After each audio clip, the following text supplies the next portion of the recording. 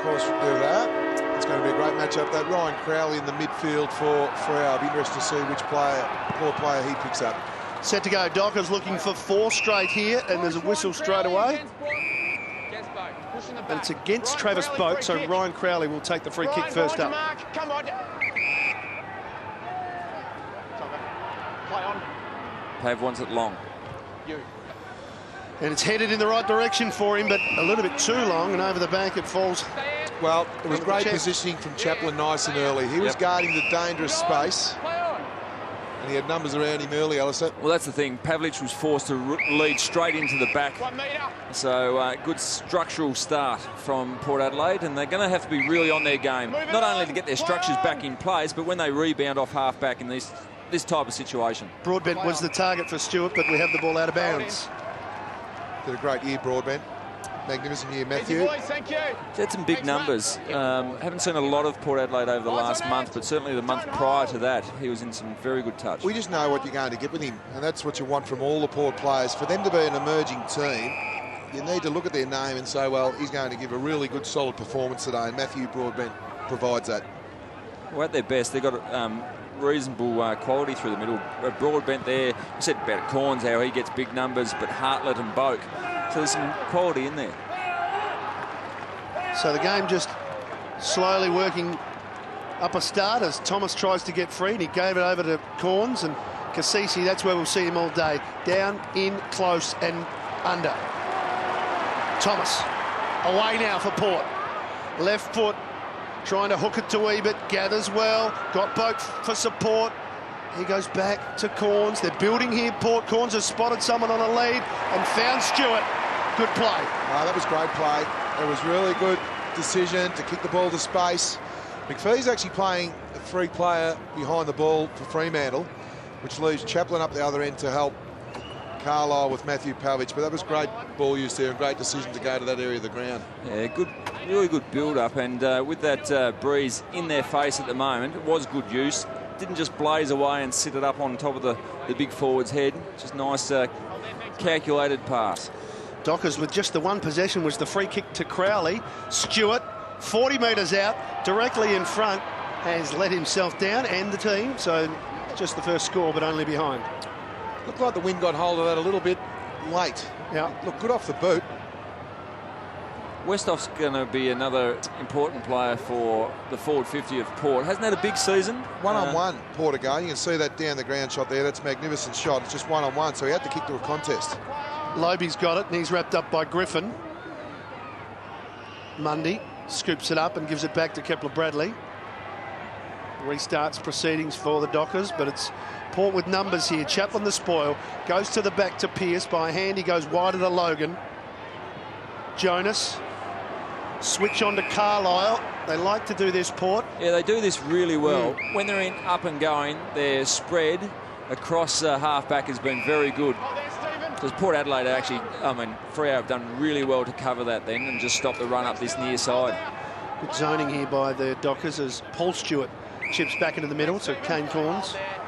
Corns getting involved already, and that's this is fourth disposal coming up just 3 minutes into the first Well, while term. they're going short, you've got Bradley and McPhee for the long kick, so he can't afford to go long, and that's why they're lowering their eyes and just sizing out their opponent at the moment. And Griffin drifting in as well. So it's a big... They've got all the numbers behind the ball here, Fremantle, and they want the long kick, and they get it. And here's McPhee in the best spot. And he let it go. I thought for a second he might have called out McFarlane, but he... Oh, he's been in great form, McFarlane. He called the front man in. And what they need from that sort of situation is a spoil from the forward to get it over the line to create a stoppage. Duffield. A lot of numbers back early, so we're going to see a lot of short possessions, unless on turnovers. That's when sides can really go quickly. So you need to use the ball well. Pearce does kick it long and does kick it well and finds Main in some space. Good rebound by the Dockers. Great rebound, and this is the most important player that's come into the team, because we talked about Pavlich's form. Great inclusion to take the pressure off the Freo skipper. He's kicked 29 goals, 3 this season, 18 goals, 1 from set shots. That's an amazing return. So you've backed him in here, Spud? You've marked him down. I've marked him down already. I've put him down already for 19 goals, 1 from set shots. Good Lord. You know what happens here. I'm going for the coffee. Main from inside the 50, needs it to work back left to right. He doesn't miss, Danny knows. Opening goal to the Dockers. Chris Main's back in the team kicking goals. Well, you've spent plenty of time through the stats files this week, and it was reflected there. Here's the good spread from Freo to get out wide and get outside the zone or the press from Port Adelaide, and this is a really good ball use. It was great lateral lead from Main to come across the forward 50 arc and just drop into that space 40 metres out, and with the breeze over his left shoulder, he's pretty happy with that one as soon as it left the boot and sailed through over the umpire's hat.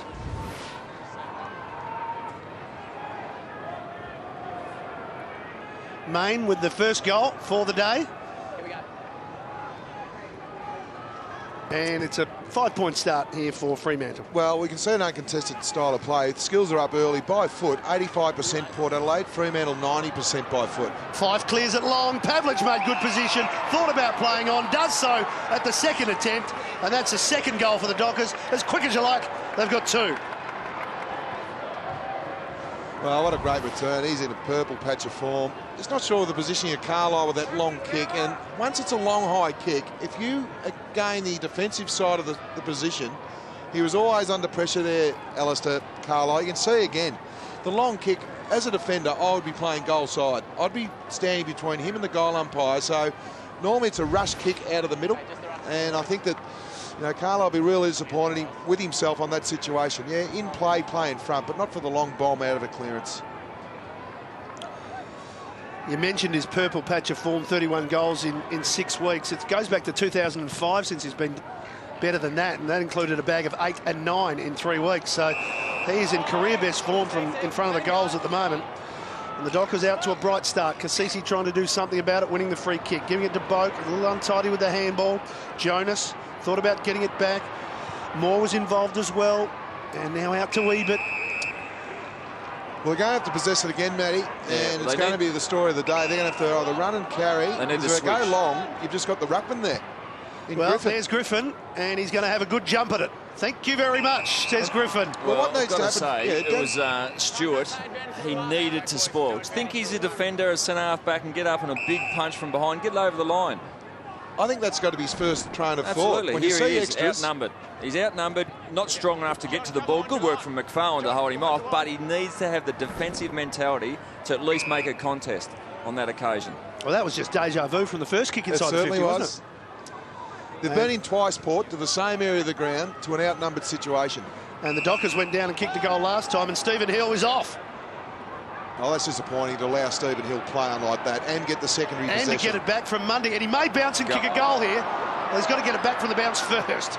McCarthy slices through. Now Logan. Now Trengove. Cut off brilliantly by Bazungu. Just gets it on his left boot, but he doesn't get enough distance on it. He was trying to find Valentine Chaplin in the way. Yeah, and they got the spread on here, but it's over again. Well, we'll head down to David King. You talked about the conditions. The wind would have been right in Chaplin's face then, David King. Very fluky, the breeze down here at the moment. I do think it's a 2 to 3 goal breeze to the left of screen, as we said. And I think that's why Port are trying to chip the ball around and take some time off the clock and reduce the power that Fremantle have got with the breeze in this first term. Main kicked the opening goal, and he's a lot closer this time, Danny, so surely it makes it 20 goals won from set shots. It does. He's got 2, the Dockers got 3, Porter got a problem. Alistair, I don't think Porter switched on. I think Stephen Hill, you call it, Matty, when he took the mark here in the wing, he played on instantly. Now have a look at this. It's okay. Look at the 2 Port players. 2 of them. Have a look around there, Fyfe and Ebert. That's inexcusable. And then the 1-2. Now I know the secondary possession from there with the bounce, it was a fumble. But that, to me, sends a message that Port aren't switched on. And, of course, when you're kicking across goal with that breeze in your face, he had to go long and wide. So that replay just showed everything quite clearly. Yeah, just a number of mistakes from Port Adelaide's point of view. Great start from Main. He's got on the scoreboard, and we spoke pre-game about how important it is to spread the load. Don't rely on Pavlich alone. Well, we just saw 4 inside 50s there to 2. 3 goals to Freo. They're on fire at the moment, Freo. Walters, Ballantyne wants to get in on the action. Hooks it back. Catches Pavlich on the pads. No appeal. Bradley, well, I thought he might have gone longer to Robertson, but in the end he still found a teammate in McPhee. Well, they can get this ball deep to Main. That's where they're headed. And, he almost got it too. Yeah, he almost made it. He did. He did a pretty good job there, the defender. But Main, his positioning, once again, as Spud touched on, is the forward taking the back position, and he's got 15 metres behind him of space. That is forward. That is front position when the ball's coming in long. Port Adelaide need to be really careful with that starting point. Well, it's pretty simple, isn't it? You protect the dangerous area. In that long kick, the dangerous area is always over the back. Good little give from Hill to release Pavlich. In turn, Duffield. They work it out to Spur, and he just hooks his kick. Well, the beauty, the great start for Freo, as I said, Chris Main with 2. We know it's been all about Matthew Pavlich the last 6 weeks. So all of a sudden, the Port defence are not sure who to man up. They would have went all week studying Matthew Pavlich. Main's got 2 on the board. Pearce down the middle. Risky kick because Johnson had the height advantage over Boak, and he punches it back in the Pavlich direction. Really wanted the free kick, probably overplayed it. Fyfe, give to Johnson, could have given it off himself. Kicks in long. Here's Main again, the target. He bodies away Pearce, but he gets some help from Carlisle and will have a boundary throw in, and they look really dangerous. They do. They're using the ball well with the breeze, and just at the moment, just not making the right decisions, Port Adelaide, and they seem rushed, and that's probably a sign or a reflection of the defensive pressure from Fremantle. Picked up by De Boer and drifting back to the square. The defensive feel for the ball there was Pearce. Another bounce doesn't quite work, but he hits his target in Thomas. Again, Fremantle just getting their defensive structures in place really early. Now, Port Adelaide need to switch the ball. They have to come to this near side of the ground. They've got the men. Yeah, absolutely have to come this side. Even if they go in the boomerang fashion, which they are now, I agree. Chaplin's got 20 metres, but he's going to need them. And he attacked the ball really well. Didn't wait. Wants to move it quickly. Oh, they're away here. Good kick. Get a long kick. Needs a long kick from McCarthy. It's going to get there. Stewart, well, he went one-handed at it. And you'd have to say Duffield did enough. Well, he did, but you've got to extend both arms there. I think the real concern for Port at the moment is the contested possessions. You can talk about ball use and extra numbers. 13 contested possessions for Freo. Port have only had the 5 at the start of this game. Westhoff over the back. Hill, clever. Didn't wait to take possession, just hacked it out of the air. Pavlich, discipline spoil. Down in front, Pearcey works Chaplin away from it. Grabs possession, kicks it inside the forward 50. No one home though for Fremantle. Logan on a long run. Now the defensive spread once again is set up. They've got to go the far side this time where they've got numbers. Pearce. Gee, that's tight with the line. And that's for a man who can kick beautifully.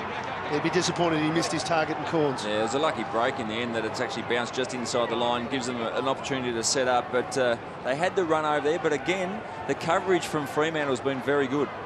They've got players defensive side here. Westhoff couldn't take it. Cassisi punched it out. Robertson off the boot. Boak is there. So too Chaplin. Mzungu over the top. Crowley dives in. Players dive in. We'll have a ball up. And Pearce isn't happy about something. No, he wouldn't be happy about the score to start with. Or Clancy Pearce. Clancy Pearce. Yeah. It's Pearce and Pearce. He'd be very happy with the score. See the stoppage there at the other end. There's Pavlich still in the goal square. One of the Port players has to come and deny that dangerous space. Off the boot, touched by Ibbotson. Trengove now under pressure. Didn't take it. Pavlich pushed it out to Bradley. Clancy Pearce. Unusual give. Fyfe. Again touch, but it's right to the line.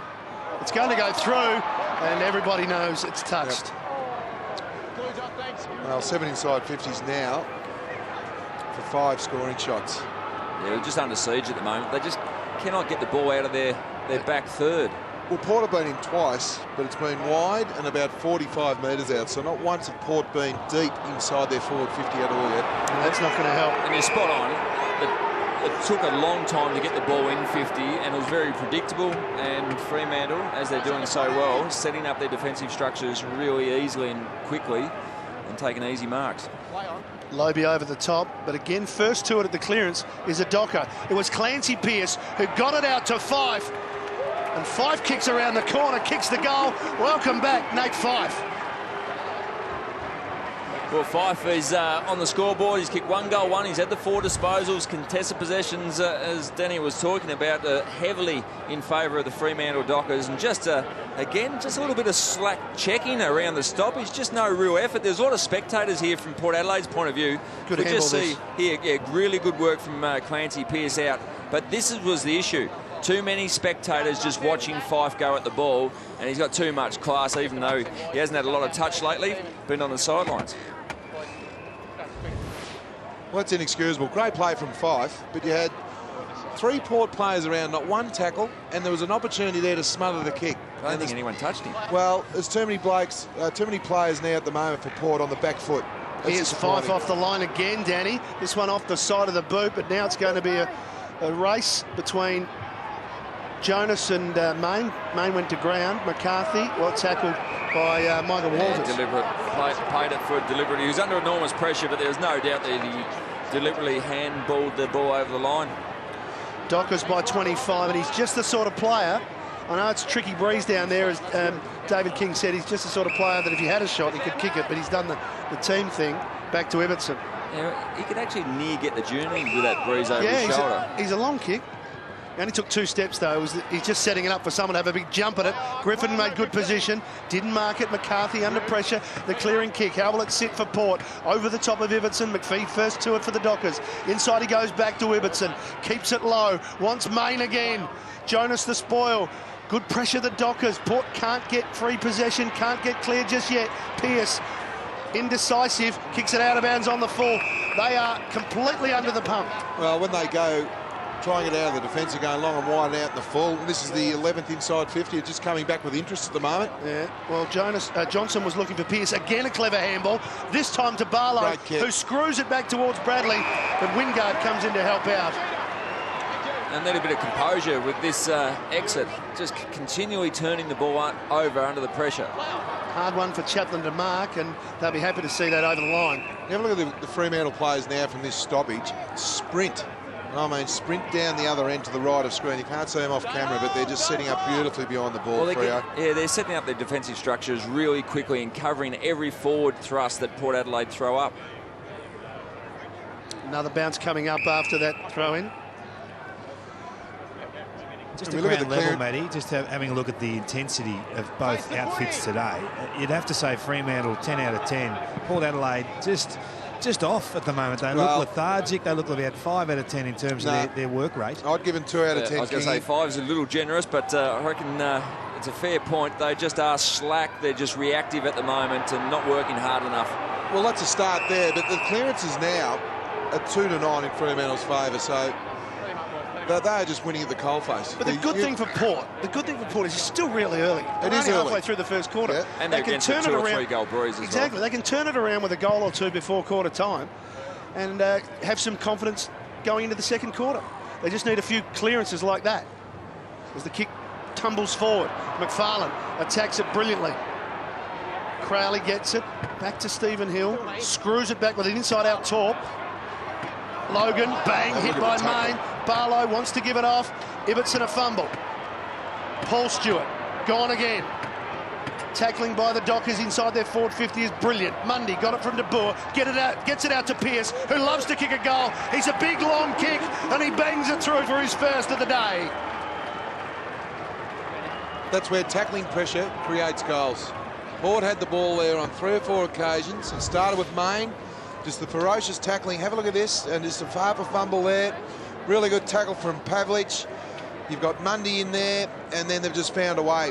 Not only are they working hard defensively with their structures, they're winning the hard ball, 26 contested possessions to 16, winning the clearances.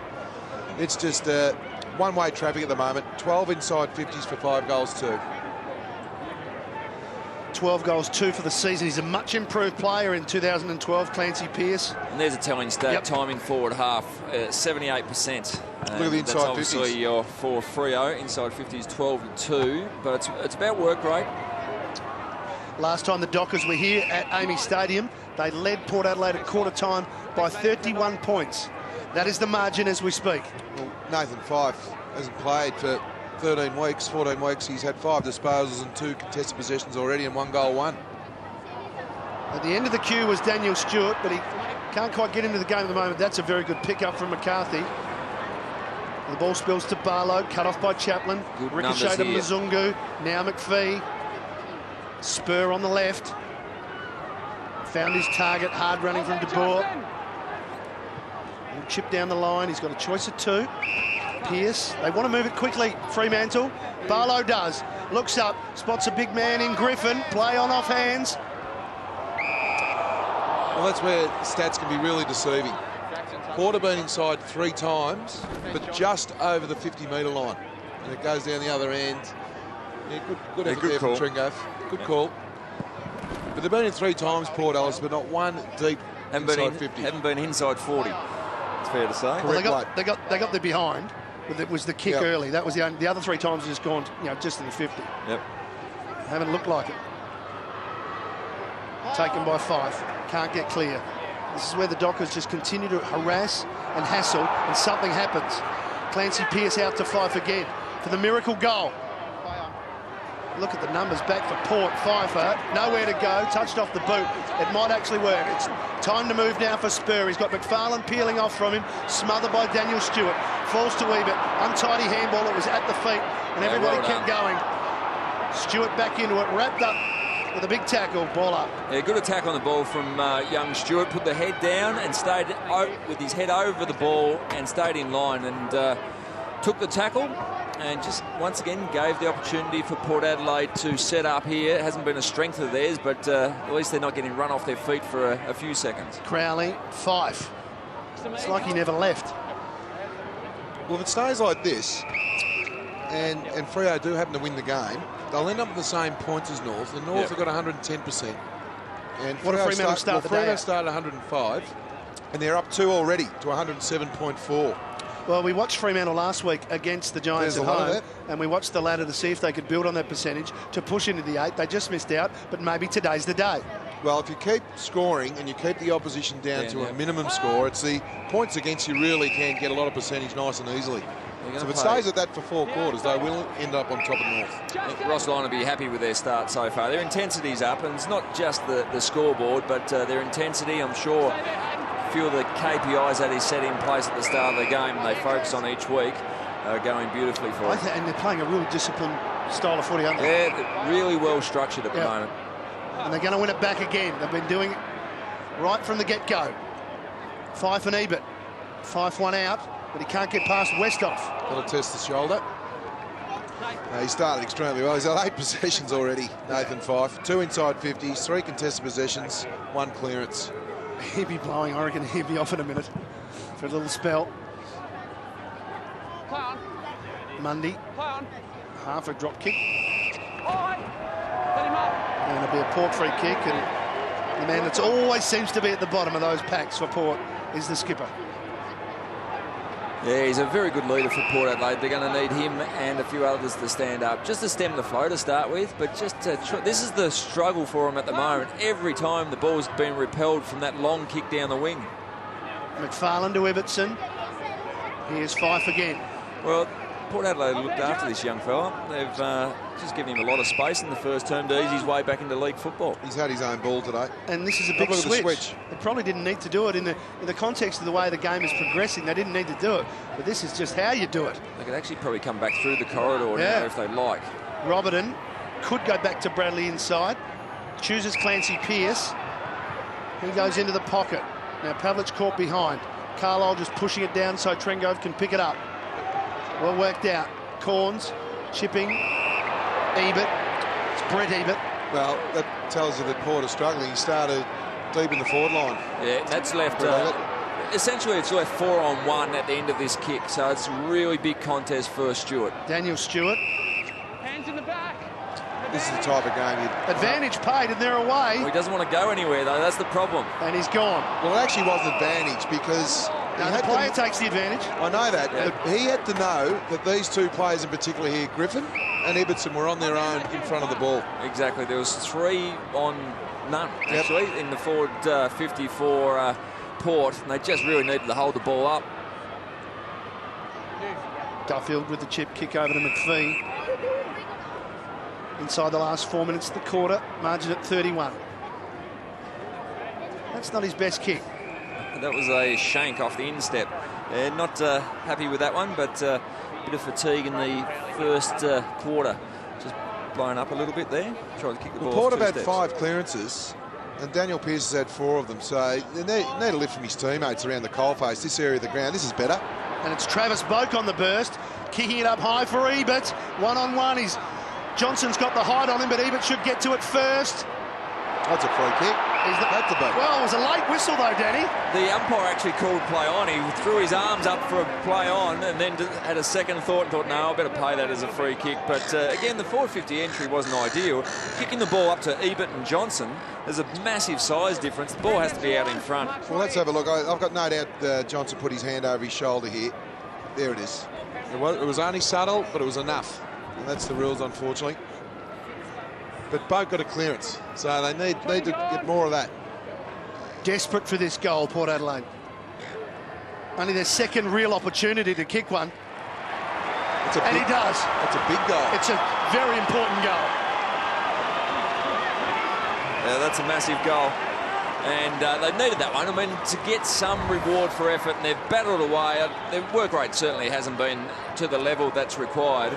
Got a bit of a free kick and just got to make the most of the opportunity so they can go into the quarter-time huddle with a little bit of confidence that at least they've scored the last goal. They're down by 25 points at the moment, but they certainly don't want to concede another one in this last 2.5 minutes. And ideally, sneak another goal before the break. It's pretty simple, though. Win a clearance from Boat and get the ball moving forward. They just need more of it. As I said, quick to a one-on-one. It was Cassisi, sorry, that had the 4 clearances. I said it was Pearce. It was Dominic Cassisi, the skipper. Oh, Westhoff with a bit of a high jump. Could be in London with that attempt. Anyway. Just he missed the mat when he landed, yeah, though. He missed everything. But that's what you want from your skipper, Dominic Cassisi. The rest of his teammates around the coalface. Let's have a look at the leap. Yeah, he missed the launching pad, didn't he? Yeah. So he's set up again for a bounce. Can Port Adelaide get another one against the flow before quarter time? Griffin wins the knock. Boat trying to push it out. Valentine wins it though and floats it forward. Tough one to take. Good take by Jonas, but then he kicked it into Pearce's back. Party tricks. Pearce. Trengove. Westhoff peeling off. Now not sure. And the 2 big men combine, but Trengove gets free. They need a switch again. Crowd getting a bit vocal. They want him to go forward. Pfeiffer to Corns. Again, this is the one. Need to find someone out in space. Thomas has run hard. Yeah, good lead from Thomas. Yeah, he ran hard from the middle of the ground. He's got Brett Ebert deep with a bit of room. He's got position on spur and got it. Oh, well done. Well done, Matt Thomas. Good transference of play. Well, it was. Matt Thomas worked really hard from the other side of the ground to push into space, but he was honoured by a good pass. The pass wasn't on top of his head. It was out in front, so he still had a chance. And Ebert's mark was a quality one-on-one grab. Now, this is going to be really tough. It's going to blow from right to left as we look at the goals. And this is going to be a really tough kick from this pocket. It is a tough kick. It's the Tony Hall pocket here at AAMI Stadium. Nearly banana type kick to go into the breeze. 38% is the probability there, but unfortunately it's behind. But some promising movement from Port Adelaide in the last 3 or 4 minutes. Well, again, just something at quarter time that Matty Primus can hang his hat on and say, look, we did stop the momentum of Fremantle in those last few minutes, but they just need to hold this ball in again and certainly not concede another scoring shot. Well, to stop the momentum, sorry, Matty. Oh, here they go. Oh, that's good. That's good pressure. To stop the momentum by getting their hands on the ball. Yeah, exactly. So that's what you need to do, and put the opposition under pressure. You know, you're playing at home. Well, they've got a chance here. As you rightly said, Matty, it's in the first quarter. If it was happening in the last quarter, they haven't got an opportunity to rectify it. That's right. Broadbent, top of the square. Plenty of Dockers around, though. Boak. Johnson. Well, puts Duffield under some pressure, but he's equal to the task. And he just kicks it out wider to McFarlane. Kept it low. Sliding in Bradley. They weren't able to generate a shot at the goal there, but the ball was kicked to a dangerous position. They got the ball to ground, just didn't have the crummy numbers at the fall of the ball. Now, Pavlich has claimed it, but it's out of bounds. He's claimed it, but he knew deep down it wasn't a mark. Just juggled it over the line. 30 seconds remaining in the quarter. Time for either side for a goal. Clearance important. And he got out of nowhere. How did he get out of that more? Thomas is searching for Corns. Primus down early. Yeah, just coming down to see the last few seconds from the dugout. He'd be disappointed with the start at the home ground, but he'd be wrapped with the last 3 minutes of play. Well, they can turn with the breeze with a bit of confidence now. Cassisi gave it to Corns. He threw it on the boot. Goes it towards Westhoff. Can't take possession. Thomas again trying to keep it in, but the boundary keeps beating Port here.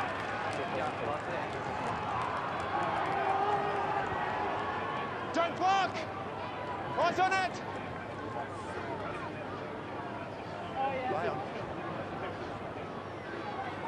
Clancy Pearce on the up. Back to Johnson. Pushes it down the line. And an old coach of mine used to say it takes 20 minutes to stop a run, and it took about 20 minutes to stop that run by the Dockers before Port Adelaide got involved in the game. And Matthew Primus, plenty to think about. He'd be disappointed, Matty. He'd be really disappointed.